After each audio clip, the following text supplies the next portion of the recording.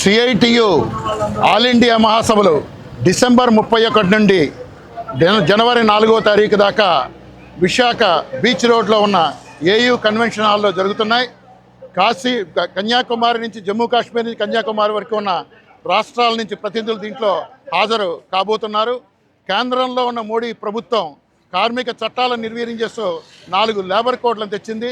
దీన్ని రద్దు చేయాలని చెప్పి సిఐటియు డిమాండ్ చేస్తుంది. రైతులకు గిట్టుబాటు ధర లేదు.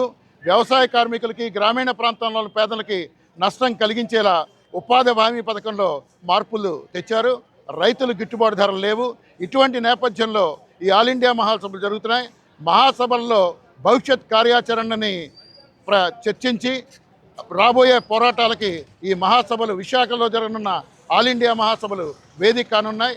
ఈ ఆల్ ఇండియా మహాసభల సందర్భంగా ఏయూ కన్వెన్షన్ హాల్ పక్కనేనున్న గ్రౌండ్స్లో Shramikotsav, the spirit of working class సాంస్కృతికోత్సవాలు జరుగుతున్నాయి.